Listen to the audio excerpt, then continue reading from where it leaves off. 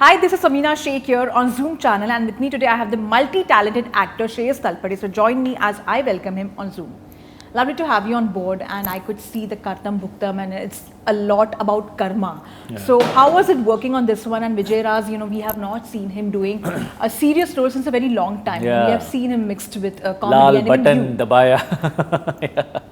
So how was it like working on this one, and Madhu also after such a long time? Oh yeah. No, it was lovely because I think very different story, an original story for a change, and a lovely character, very vulnerable NRI coming to India for some work just for a week, 10 days, and then how he gets stuck here, how one astrologer tells him that he won't be able to go back for a really, really long time, and he's a non-believer, and he says, what bullshit, I'll finish off my work in a week's time and I'll be off.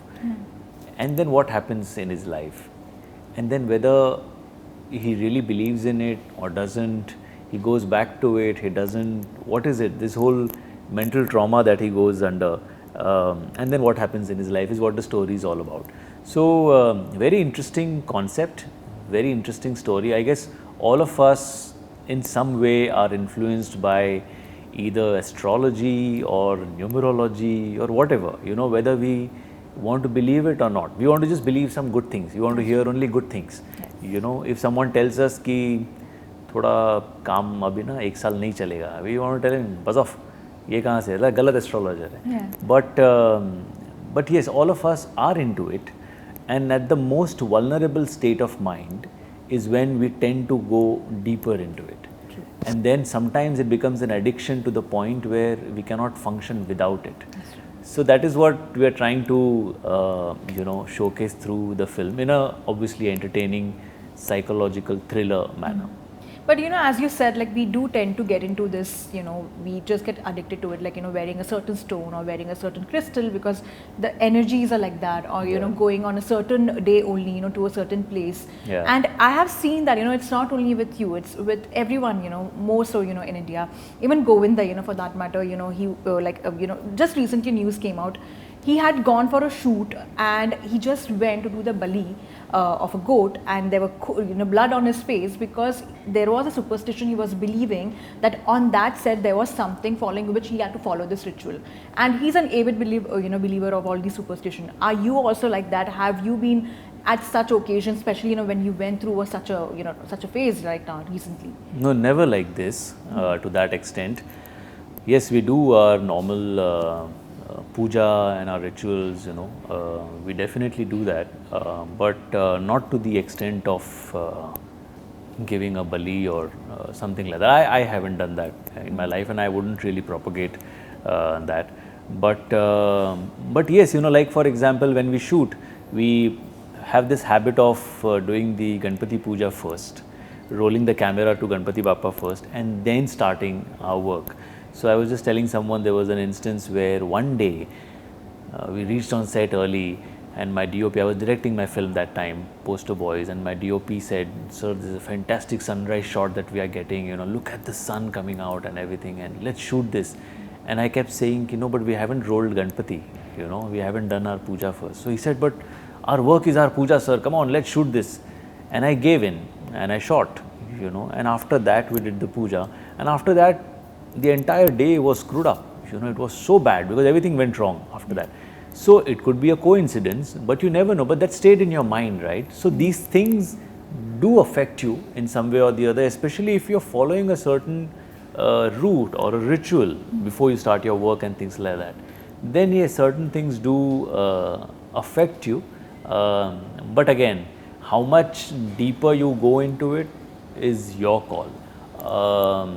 I think I will stay to the point of maybe just like I was shooting for a particular TV show way back early in my career, and there was a sequence or a story which was based on a true story where a girl unfortunately died because of an acid attack. Okay, so the story was based on her life, and there was a scene between me and my girlfriend where I tell her that this girl was really in love with me and I couldn't respond, and now she's dead. And somehow every time, so we did our rehearsal and everything, And every time the director said, all right, action, and I would start saying my lines, and there would be some current that would pass my body. Okay, now because this has happened with me, you know, I can say it with that conviction that that thing happened. And I said, अरे कुछ wire वगैरह खुली है क्या, मेरे को shock लग रहा है. तो everybody checked everything, ऐसा कुछ भी नहीं था. एंड सिर्फ मुझे लग रहा था, not the girl. So she said, अरे कुछ खुली होगी तो मुझे भी शॉक लगेगा ना, सो इसको टच मत कर, ये मत कर. Okay okay, take 2. Again I started saying my lines, same thing happened. I said कुछ गलत है यार, कुछ गड़बड़ है, कुछ शॉक लग रहा है. So they said, they check, mic check करो, माइक चेक करो. माइक तो बैटरी ऑपरेटेड, उससे इतना शॉक वॉक नहीं लग सकता. फिर भी they change the batteries, they got the mic off, वगैरह डब कर लेंगे. Every time we did some 6 to 8 takes, every time I started my lines, I got a shock. So the director said, light जा रहा है, अभी cancel करते हैं, कल करेंगे. Next day, different location, same scene, same thing happened with me. Same thing. So again I said, something wrong here. And he said, what is wrong? I mean, सिर्फ तुझे क्यों ऐसे हो रहा है? I said, I don't know, but every time I say it, मेरे को झटका लग रहा है. So again 8-10 takes, we couldn't finish it. Day 3, okay, different location again, same scene. This time someone came and told us कि we said कि यार ऐसा ऐसा 2 बार हुआ, I hope आज नहीं होगा. So there was some guy in the unit and he said क्या हुआ? तो I said ऐसे ऐसे ऐसे हो रहा है 2 दिन से. तो he said, is it based on someone's life? I said हाँ, मतलब this scene is based on the girl's life. So he said, did you apologize to her? I said, what? Did you apologize to her? I said, but she's not living. Yeah. She's gone. I said, yeah, exactly. That is the reason I'm saying. Did you apologize to her soul that we are not trying to make any fun out of it? It is our job. Let us do it. We are sorry if you're feeling hurt. Just say that. I said, are you serious? And that guy said, yes, just say it. I said, okay. So they got one coconut and said, बस यहाँ पे खड़े रहो, हाथ जोड़ो और sorry बोलो. बोलो सॉरी, हम आपका मजाक नहीं उड़ा रहे, हम अपना बस काम कर रहे हैं, हमें काम करने दीजिए. तो हमने वो बोला, वो नारियल फोड़ा और हमने शुरू किया. First take, okay. Yeah. So these are the experiences which really psych you out, and even if you are a non-believer, certainly somewhere you start believing that there is something, some energy, some force. You call it God, you call it nature, you call it anything else, you know, but there is something that controls you. And it is some certain things are written. Yeah. They are going to happen come what may. Now how much you start believing in it, you know. Now I didn't start doing the same ritual at every shoot, right? I could have easily gone into that. But this character in Kartam Bhugtam is so vulnerable that he starts believing in it and he starts going deeper into it. And then what happens with him is what the story is all about. But also, you know, as we say this, you know, Shreyas, one of the things, even, you know, and I personally believe in karma. I feel like, you know, somewhere you do get, you know, something what you do and you know, what you send to the universe. And so many times I end up reading all these spooky stories. I get interested with this one. And I read one was when Raveena Tandon was also shooting, you know, with Sri Devi, and she was doing the same scene as Divya Bharti. And she couldn't do that scene until and unless, you know, Shakti Kapoor got a puja done, because, you know, she was forgetting the same line, and it was very uncanny that the same thing what Divya Bharti faced. And that keeps on happening on the set. Do you also feel that, you know, being an actor, sometimes it's also scary because you all are shooting anywhere, you know. Yeah. The locations could be like that. Locations have their own energies. Yeah. Is it also scary because your job itself is a risky one? You're there on camera, you need to be in a character, in a certain role, that mindset is different versus the energies around you. Yeah, I completely believe in these energies, especially. You know, you go to a certain place, and this happens with me, especially, you know, when you're traveling, when you're staying in a particular hotel, in a particular room, and you enter that room and you feel there is something off, something is not proper, is when you just want to move out, you know. So there have been times where I've changed my rooms, and I said, not this one, please. I'll stay in a smaller room if you give me, but let me change my room. So yes, I believe, and there have been umpteen instances where things like these have happened, but you know, you probably make joke out of it or you make fun of it, and then you move on to the next one, because there are locations as well which are kind of spooky and haunted, and you know, there are certain energies which sometimes you get to know about it later. Not that you wouldn't do anything if you know it earlier, because if you have to shoot there, you have to shoot there. But what we do is then, there are कभी कोई धागा होता है, पूजा होती है, आप बोल देते हो या थोड़ा लाइट वाइट लगा दो यार वहाँ पे और ओके हो जाएगा, तो आप काम करते हो and then you move on. But there are places, there are energies, and only because it has happened with me is when I started really believing that yes, there are some energies which can be different from what you usually experience, right? And then you might as well either move away, like my co-actor Manjari, there's another film that we are doing, Manjari Fadnis, she also had one very interesting spooky tale, once. So she was in a hotel room and she was sleeping and suddenly the light went on. Okay. And she woke up and I said, light kaise shuru hua? So she switched off and she slept. It went on again. Okay, so she got up, said, what's happening? So she said, is it, movement activated or something like that? So nothing like that. Switched it off. She slept again. Again it went on.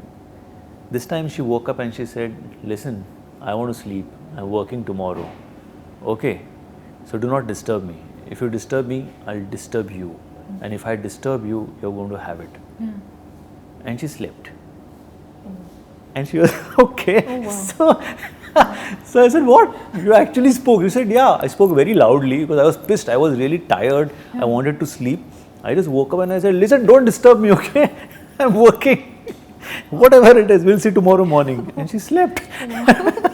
The ghost got scared. So yeah, so I guess, and everybody has had some experience or the other. So yes, I guess there are energies around us, and I think it's better we respect them, for whatever they are and whatever it's worth. It's better that we respect them because we don't know what has happened. Especially in heritage hotels, you will see that, I have always, whenever I've gone there, I switch on all the lights and I go off to sleep. Yes. Yeah, something happens. Yeah. So because there are so many stories associated, so, like we have these sound waves all around and probably you can grab something and today you can listen to what someone must have said some 800 years ago, right? Yeah. So you have that kind of technology. So obviously there are some energies floating and you don't know what those energies mean. And as we talk about energies, somewhere don't you feel that the energies came together when it came to your health? Because 100%. You said that you were critically dead almost, yeah. And suddenly coming back to life. Yeah. It were the prayers of people around you. Everyone came in support. Yeah. When we yeah. heard also, we were taken aback. Like, how come? He's always been a fit actor. We have seen him being like that. He maintains a discipline suddenly, and we all were in shock. We were like, oh my God. Yeah, 100%. What's next? What's next? And then, of course, what do you have to say? No, there is 100% divine intervention, without doubt, and I'm just grateful each day, each minute, each second of my life for that because otherwise, I've been speaking with doctors. A couple of my friends are cardiologists and they keep telling me now, of course they didn't mention it then, but they keep telling me that you have no idea how lucky you are, because this happens in 0.1% of the cases and most of the times, it is an unfortunate thing, but with you, whatever happened, there's definitely some superpower up there looking after you and they want to make sure that there are more things that you're supposed to do here. So yeah, they kind of saved you. But it was complete divine intervention. And thanks to my wife who, took those steps at that point in time. And thanks to all the love and prayers and blessings and good wishes. Without that, I wouldn't be sitting here. And it's impossible for me to repay that debt in this lifetime or the next one for that matter. It is so huge. So yeah. And you are so professional a person. Like some people would take a long break, when they're going through something.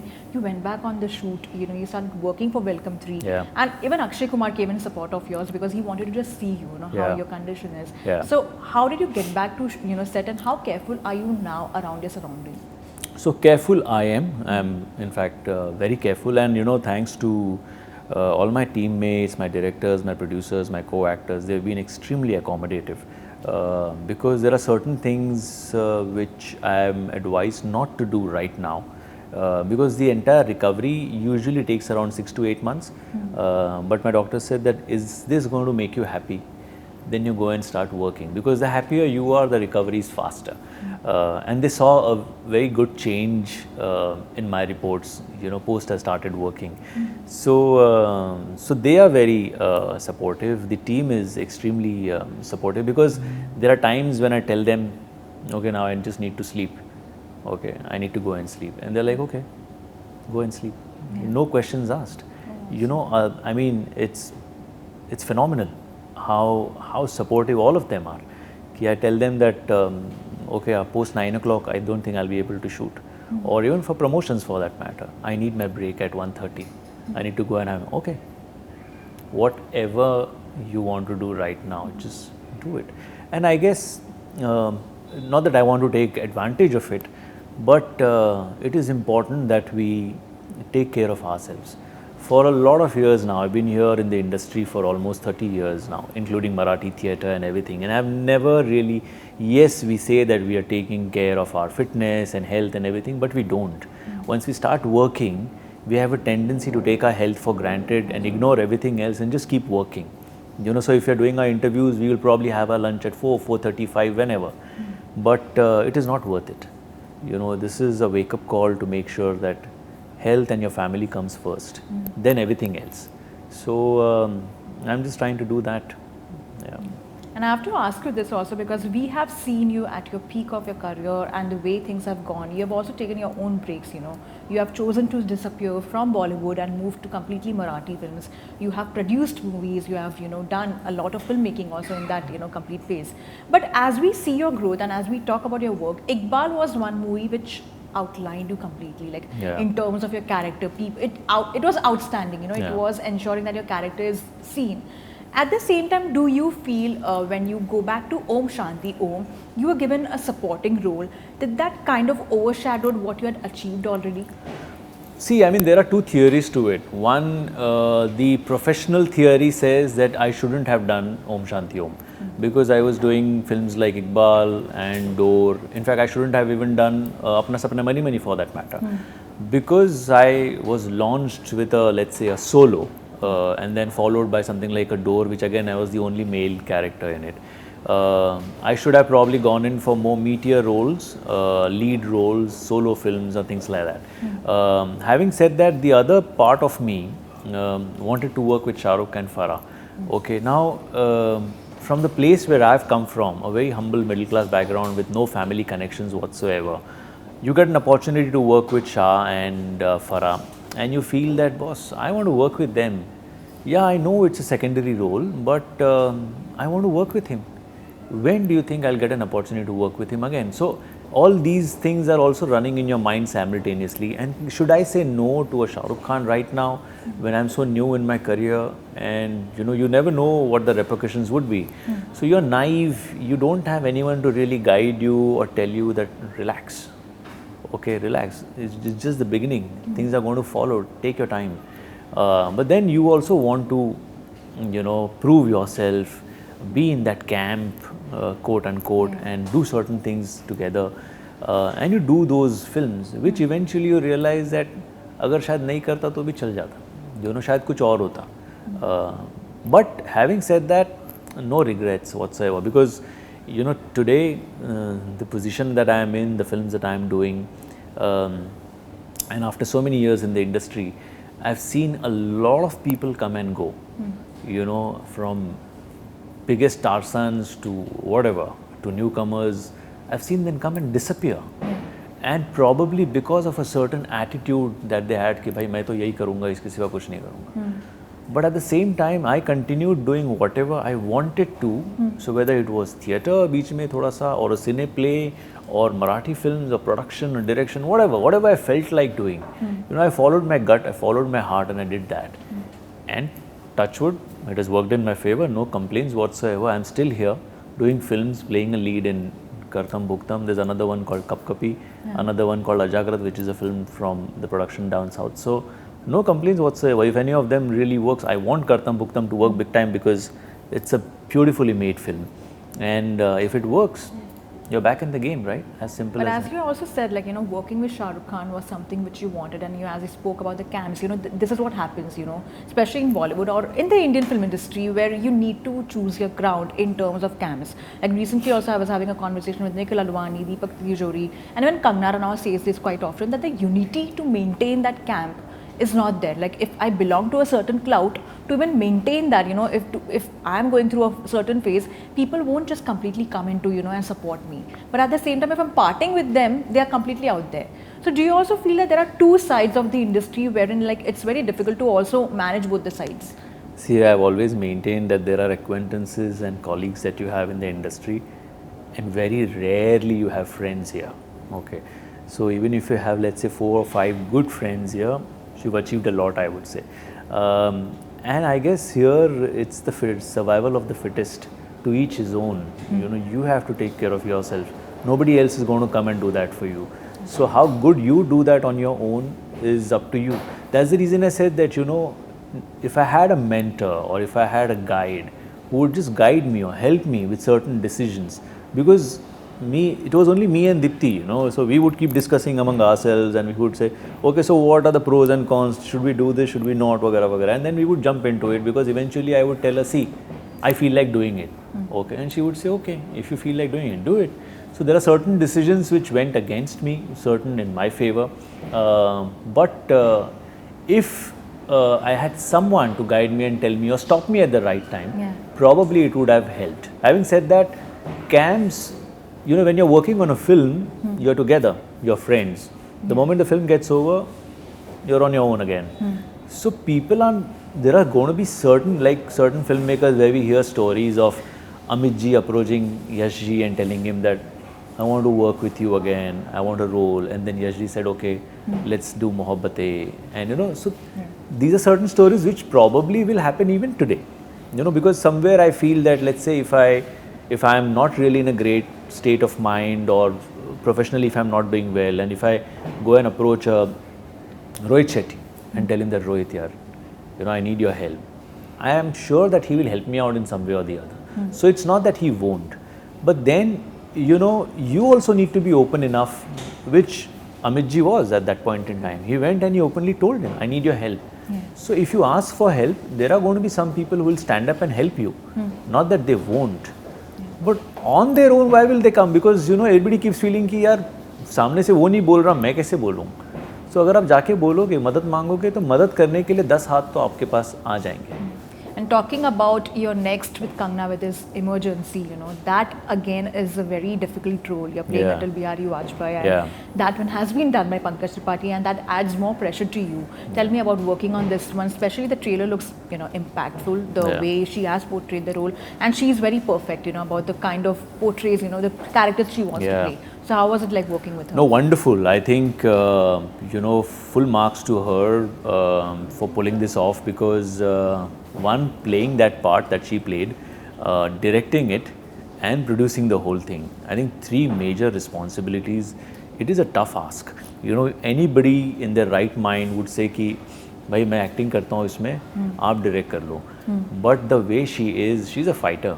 I think she's a rock star when it comes to that. So the way she handled the entire thing was outstanding. The way she handled our parts also, wherein the kind of research that she had done.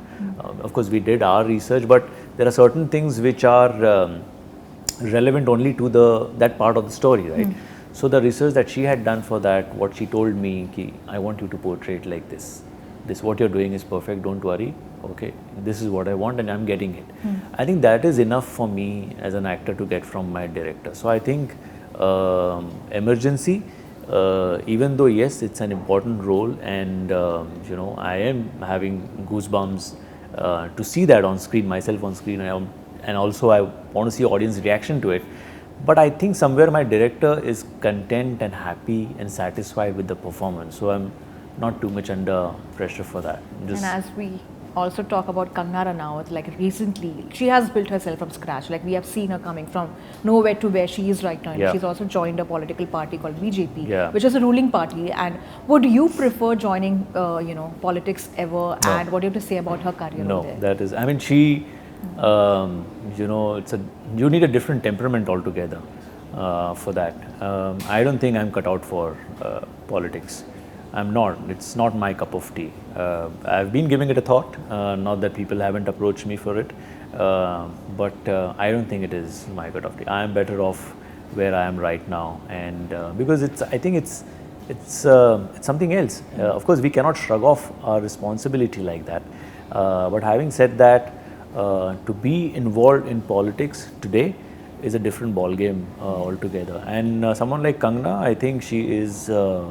Like I said, she's a fighter, so she understands the pulse, the whole mental setup to be in politics, and I am very sure that, she will even succeed. So, best wishes to her for her new political career. Moving on to social media, Shreyas, you have said this to me before also in my interview. You said like you're not that very sure that how things work over there. Sometimes when you're saying something, a spade is not taken in that, in that tone completely. People just come and crib or are trolling. Especially now, since few years we are seeing, we used to see negativity. It's not like we never used to see that. But now the trolling has been hyped to a different level altogether. Do you feel like that should come down? Because ever since lockdown, people are also going through their own phases. What are your thoughts on that? I just feel that if you're commenting on someone, just have a look at yourself in the mirror first before doing that. Because it's very easy to judge someone and comment on someone, right? And to the extent that is happening right now, it is really unfair on that particular person. And it is happening for anything. इसने ये साड़ी क्यों पहनी, उसने वो shirt क्यों पहना, इसने ये मराठी में क्यों नहीं बोला, इसमें हिंदी में क्यों बोला. So there is no point to it. Sometimes I feel, but then it is also better sometimes to just ignore it. And the best of the people, the biggest of achievers have gone through these kind of trolling. So it's better that most of it you just ignore, because they don't have a face, they don't have a name. Who do you fight with, and why do you fight with someone who just is not willing to understand anything or reason out with you? Then it's pointless. It's better that you, of course, there are times when it really frustrates you and makes you angry. Okay, I need to reply to this guy, but then you will be dignifying him with a reply. Why do that? So because a person who doesn't have any identity of his own just wants your attention. True. Don't give him that. Simple. But because see, saying anything to them or trying to tell them anything is not going to work. What will work is the more you ignore them, the more they will shut up. And also, this is the cliche question you get often asked, which is from my end as well, which is, are you a part of Golmaal 5, and what exactly is going to happen on those lines? What is the work going on those lines? So I would love to be a part of Golmaal 5, and I think I'm a part of the Golmaal team, and all of us are waiting for Golmaal 5, and hopefully it will happen next year, is what our reading is of the situation. I think Rohit will probably finish off with Singham and then maybe move on to Golmaal. We just hope he moves on to Golmaal before any other film. And he also wants to do it. He's also said it in a couple of interviews that now it's been high time and now we need to do Golmaal, all of us. But the last experience with Golmaal was phenomenal. I loved every moment of it. I think that was for me the best Golmaal. For me, of course, every actor will have a different take on it, but I loved being a part of Golmaal again, and I would love to be a part of it again and again. So yes, all of us are also waiting for Golmaal 5, which I think Rohit has finalized the story. I think. So yeah, we are waiting to hear it soon. And will we get to see you collaborating with Tushar Kapoor? And of course, you're collaborating with him for a comedy horror. So how is it about it? Tell me something about Kap Kapi. It looks quite a good name though, Kap Kapi. So Kap Kapi, it's a lovely horror comedy. And me and Tushar, of course, we are working on Welcome also together. We've done some 5-6 films earlier together. And it is always lovely to work with Tushar. No hassles, no tantrums, no nakras. He'll come, extremely professional fellow. He'll come on set, we'll rehearse, we'll have our share of fun, masti, dhamal, whatever videos, and then we'll shoot.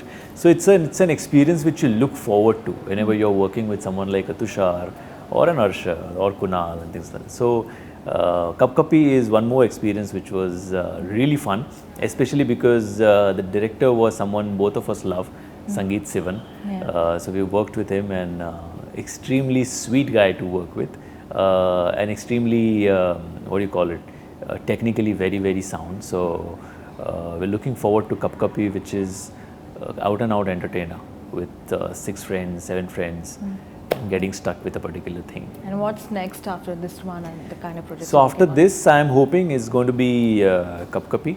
Then there's one more film called Ajagrat, which might release sometime around July or August, not too sure. But then Emergency was supposed to release in June, but now I don't know if it is still June or whether it's getting pushed. Well, thank you so much, Shreyas, for your lovely time. Pleasure. All the very best. Pleasure. Thank you. Lovely talking to you.